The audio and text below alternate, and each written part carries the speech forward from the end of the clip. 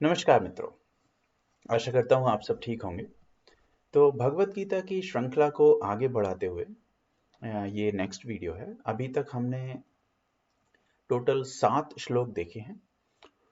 तो पिछले पहले पहला श्लोक देखा, फिर हमने 6 श्लोक देखे। तो जो लास्ट हमने 6 श्लोक किए थे उसमें हमने देखा था कि दुर्योधन पहले पांडवों की सेना को देखता है, उनके जितने भी महारथी हैं उनके बारे में बताता है।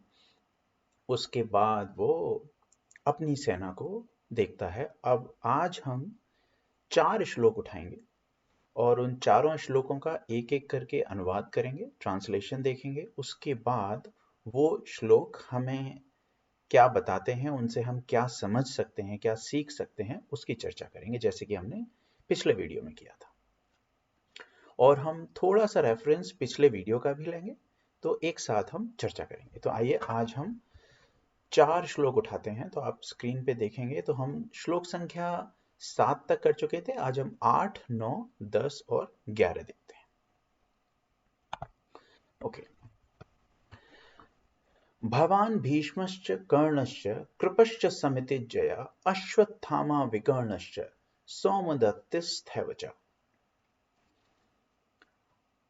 अन्य च बहवः शूरा मदर्थे त्यक्तजीविता नाना शस्त्र प्रहरणा सर्वे युद्ध विशारदा अपर्याप्तं तदस्माकं बलं भीष्माभिरक्षितं पर्याप्तं त्विदमेतेषां बलं भीमाभिरक्षितम् अयनेषु च सर्वेषु यथा भागमवस्थिता भीष्ममेवाभिरक्षन्तु भवन्तः सर्व एव हि।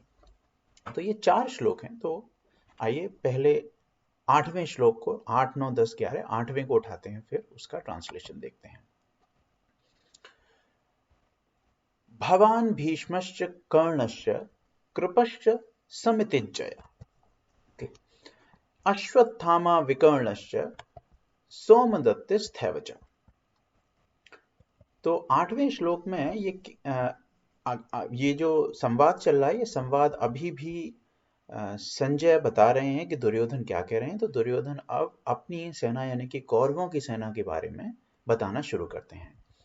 भवान भीष्मश्च कर्णश्च, यानी कि भवान मतलब आप। वो अभी गुरु द्रोण से बात कर रहे थे, हमने पिछले वीडियो में देखा था। वो गुरु द्रोण जो उनके गुरु हैं उनसे बात कर रहे हैं, द्रोणाचार्य से। कहते हैं भवान यानी कि आप, भीष्मश्च और भीष्म पिता में भीष्म मतलब भीष्म, च मीन्स और, कर्णश्च और कर्ण, कृपश्च यानी कि कृपाचार्य जो कि एक और गुरु थे, एक्चुअली कुल गुरु कहते थे कृपाचार्य को। समितिज्जय, आप सभी सारे संग्रामों में हमेशा से विजयी होते आए हैं। अब वो अपनी सेना की तारीफ कर रहे हैं। अश्वत्थामा विकर्णश्च, अश्वत्थामा विकर्ण, सोमदत्तिस यानी कि Somadatti means Somadatta means Somadatta, Somadatti means Somadatta का पुत्र। सोमदत्त के पुत्र का नाम आई थिंक भूरिश्रवा था, तो वो भूरिश्रवा की देखकर कहते हैं कि सोमदत्ति। तो कि ये सोमदत्त भी ये सारे के सारे संग्रामों में हमेशा से विजयी होते आए हैं। अगले श्लोक को देखते हैं, श्लोक संख्या 9।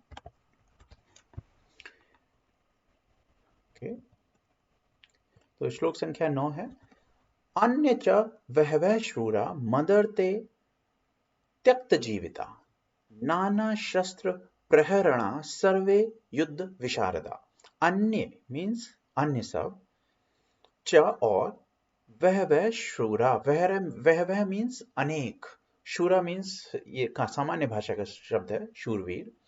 मद अर्थ है, 2 शब्दों से मिलकर बना है। मत अर्थ है यानी कि मेरे लिए, मतलब ये सारे के सारे जिनके लिए मैं बहुत अर्थवान हूं, जो कि मेरे लिए यहाँ पे आए हैं। त्यक्त जीविता मीन्स अपने जीवन को का सेक्रीफाइस करने वाले, अपने जीवन का बलिदान देने वाले।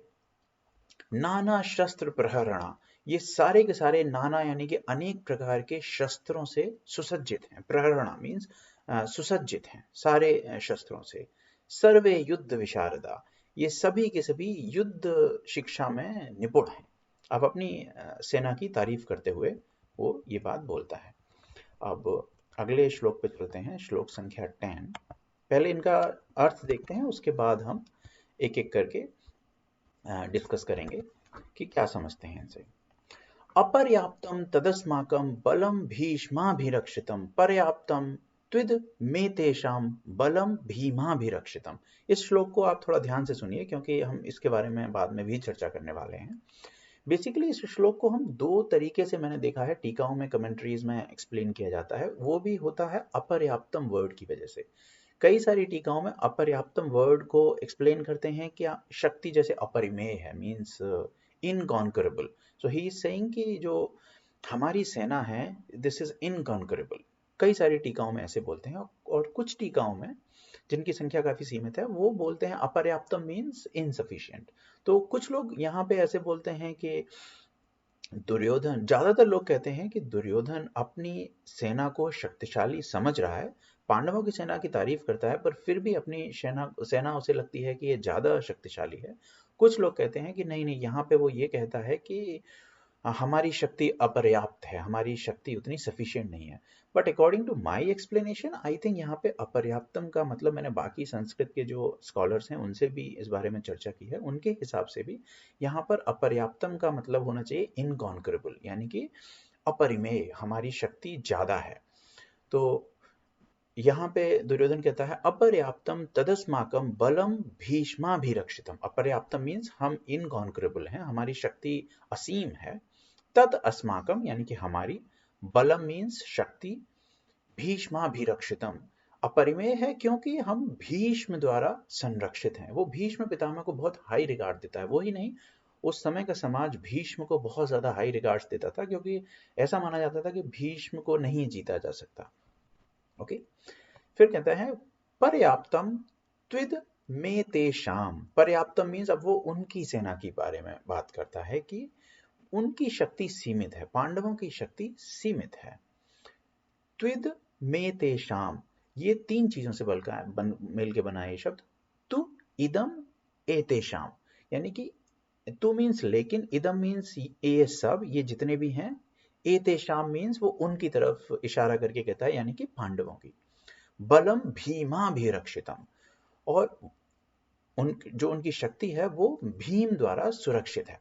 तो वो एक तरीके से भीष्म को, अपनी सेना के भीष्म को भीम से वहां पे कंपेयर करता है, और फिर ये कहता है कि पर भीष्म बहुत ज्यादा शक्तिशाली हैं, वो एक बहुत एक्सपीरियंस योद्धा हैं, तो हमारी शक्ति इनकॉन्करेबल है, पांडव हमें जीत नहीं पाएंगे, even though they are also good, जैसे कि हमने पिछले वीडियो में श्लोक्स में देखा था।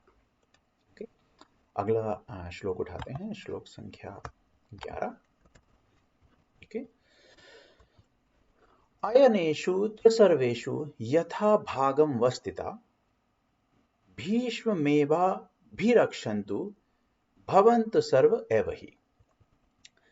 अयनेषु सर्वेषु, अयनेषु मीन्स यानी कि जितनी सारी भी मोर्चे वहां पे लगे हुए हैं, छोटी छोटी टुकड़ियों में उनकी सेना वहां पे भिन्न भिन्न मोर्चों में लगी हुई है, यानी कि जितने भी मोर्चे वहां पे हैं, सर्वेषु यानी कि पूरी सेना में, सर्वत्र एक तरीके से, यथा भागम वस्थिता, तो यथा भागम मीन्स अपने अपने स्थानों पर, अपने अपने भागों पर खड़े हुए हैं। अवस्थिता मीन्स सारे के सारे व्यवस्थित रूप से हैं।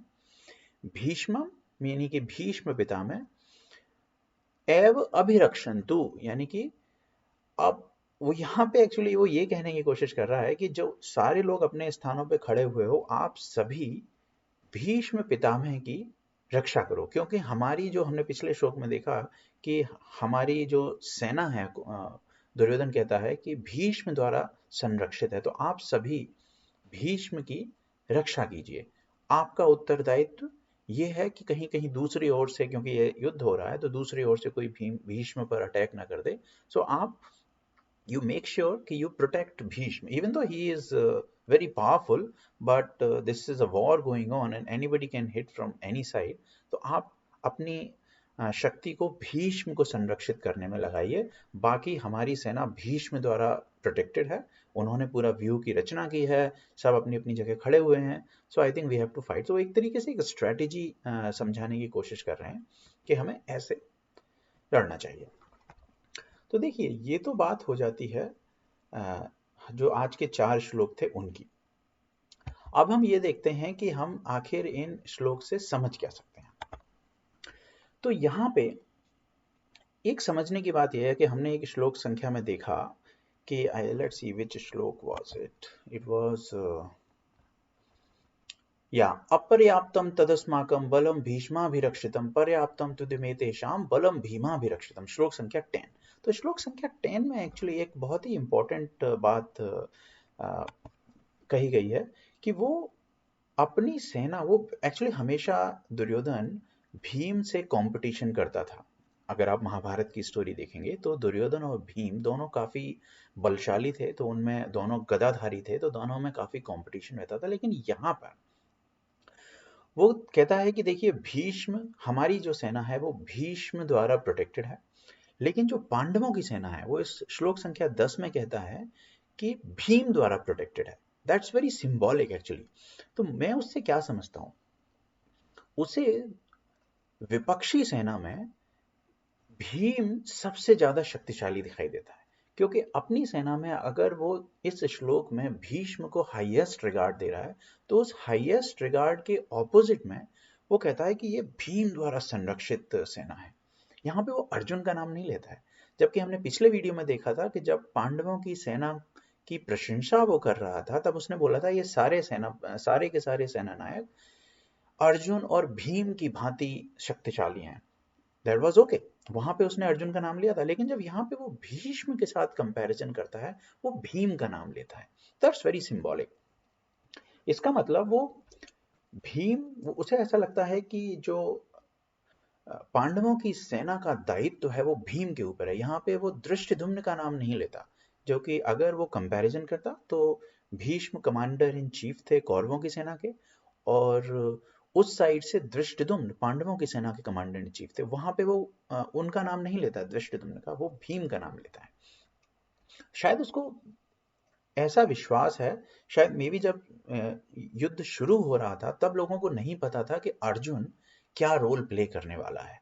हमारे साथ भी ऐसा ही होता है, कोई भी चीज, हम किसी भी चीज में जाते हैं तो हमें नहीं पता होता है कि how that particular thing will play out. तो वो जब घटनाएं हो जाती हैं, सब कुछ हो जाता है, तब हमें पता चलता है कि ओके, इसका परिणाम ये हुआ और किसने क्या रोल प्ले किया। लेकिन शायद युद्ध की शुरुआत से देखने में दुर्योधन की दृष्टि में भीम बहुत इंपॉर्टेंट रोल प्ले करने वाला था। भीम ने रोल प्ले किया भी है, आई थिंक ज्यादा सारे भाइयों को भीम ने ही एक्चुअली मारा है, इवन दो अर्जुन ने बाकी शूरवीरों का वध किया, लेकिन कौरवों के सारे भाइयों को एक्चुअली भीम नहीं मारा। तो इंपॉर्टेंट चीज, थिंग टू नोटिस कि भीम को वो भीष्म के इक्विवेलेंट रखता है। एक रीजन ये भी हो सकता है कि अर्जुन थोड़ा बुद्धिजीवी प्रकृति का व्यक्ति रहा होगा, जैसा कि भगवत गीता में दिखाई भी दिया है, क्योंकि वो बहुत सारे सवाल पूछता है। अर्जुन सोच विचार बहुत करता है। तो सोच विचार करने वाले व्यक्ति से सीधे युद्ध में उतर जाने की आशा शायद नहीं करनी चाहिए। मे बी दुर्योधन के मन में ऐसा रहा होगा कि हाँ, अर्जुन बहुत पराक्रमी है, बहुत शूरवीर है, लेकिन वो एक बुद्धिशाली व्यक्ति है, वो बहुत सोचता बहुत है, सोच विचार बहुत करता है। तो उसके दिमाग में ये थॉट रहा हो। जबकि युद्ध करने के लिए, युद्ध में जीतने के लिए, मतलब बल का प्रदर्शन करने के लिए ऐसे व्यक्तियों की आवश्यकता होती है जो कि सोच विचार करें पर उतना ज्यादा ना करें, सीधे युद्ध में उतर जाएं। और बाद में ऐसा दिखाई भी दिया है कि जो अर्जुन है, अर्जुन सीधे युद्ध में उतरने में समर्थ नहीं है। जब तक उसको अपने सवालों के आंसर नहीं मिलते हैं, वो सीधा युद्ध में नहीं उतर पाता है। जबकि भीम ऐसे ही सीधा युद्ध में उतरने के लिए रेडी है, उसके मन में किसी प्रकार का कोई सवाल नहीं है, no questions, and he is just ready. वो दुर्योधन की प्रकृति का व्यक्ति है एक्चुअली। दुर्योधन भी अब युद्ध में ऐसा ही जाने के लिए एकदम तैयार है, वो युद्ध में रत होने के लिए एकदम तैयार है, उसके मन में किसी प्रकार का कोई सवाल नहीं आता। तो एक तो ये सोचने वाली चीज है।